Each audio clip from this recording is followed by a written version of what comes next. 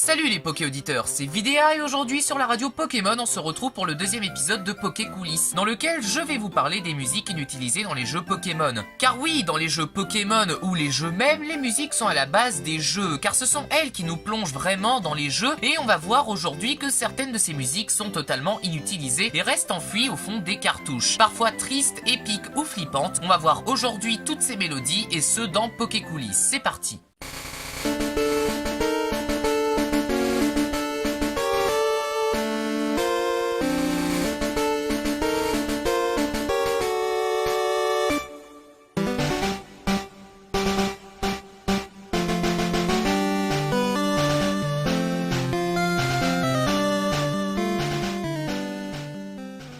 On commence fort avec une musique nous provenant tout droit de Pokémon Jaune, restée inutilisée, elle est cependant pas présente dans les premières générations, Pokémon Rouge et Pokémon Bleu, et est donc exclusif à cette version, je vous laisse écouter.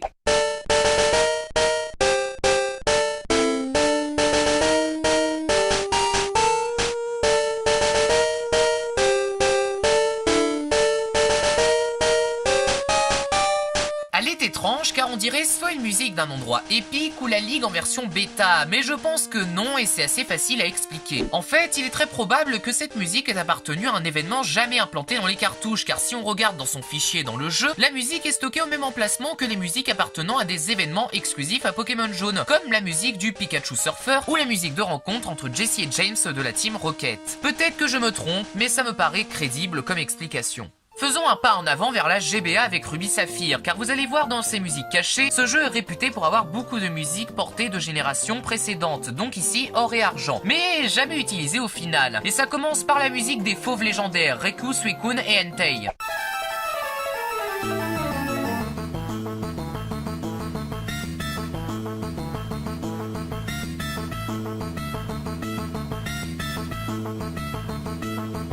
Joli, n'est-ce pas? Pourtant, jamais porté en dehors des fichiers des jeux, ce qui est bien dommage. Ça aurait pu déjà donner du contenu en plus s'ils avaient implanté les fauves légendaires dans le jeu, mais non. Encore aujourd'hui, on n'a aucune info sur ces fameux portages, et je dis bien ces fameux portages, car l'on a d'autres musiques portées de or et argent comme celle-ci.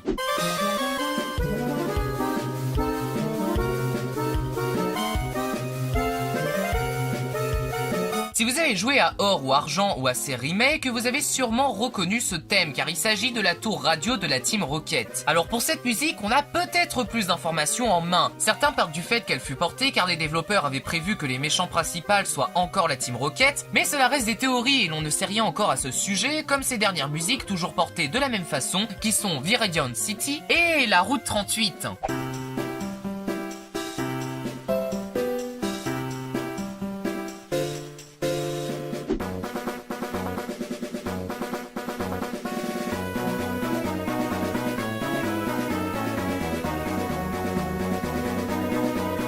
Bref, plein de portages de qualité qui resteront coincés dans les fichiers de la troisième génération. Parlons-en d'ailleurs de la seconde génération et plus particulièrement de leur suite, Pokémon Crystal. Dans ce jeu, il existe deux pistes inutilisées, mais à la différence où les autres sont vraiment inutilisées, celles-ci sont inutilisées, mais seulement en dehors du Japon, car à l'époque, ces musiques étaient là comme son d'ambiance lors de la connexion du joueur à cet accessoire, le Game Boy Mobile Adaptateur, permettant à l'époque de récupérer Celebi. Malheureusement, un prix trop élevé et le peu de personnes l'utilisant ont fait sa non-commercialisation dans le reste du monde, et donc du coup l'indisponibilité des musiques qui sont celles-ci.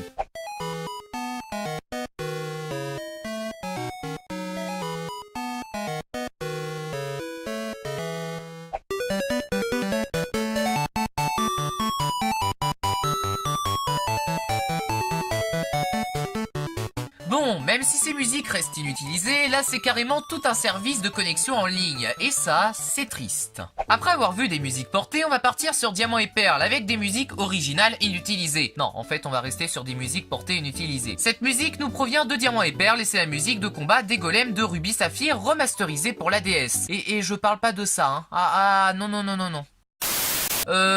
Sinon écoutez.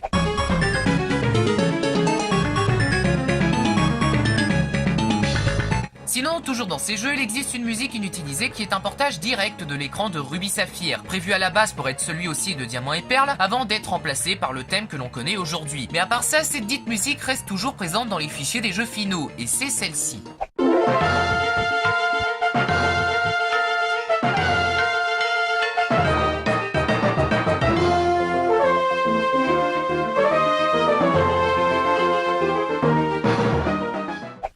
terminer cette vidéo, j'aimerais vous présenter une musique bien particulière car elle n'est pas utilisée en soi, car pas présente dans les cartouches des jeux, mais il me semble intéressant d'en parler. Cette musique nous provient de Soleil et Lune et elle a été entendue la toute première fois lors de la Japan Expo de 2016. Ce sera d'ailleurs sa seule apparition. Elle a été décrite comme une musique spéciale que l'on n'entendra qu'une seule fois.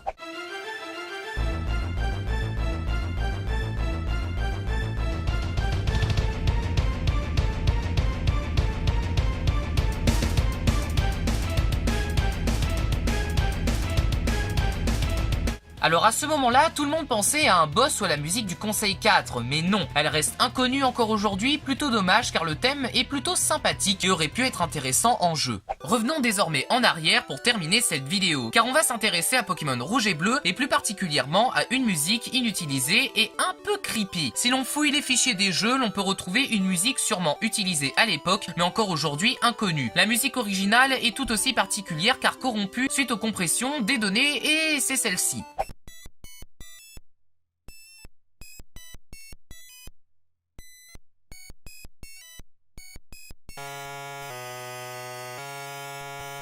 Alors, pour vous épargner vos oreilles, il faut savoir qu'un fan a fait une restauration de cette musique et le rendu est vachement stylé.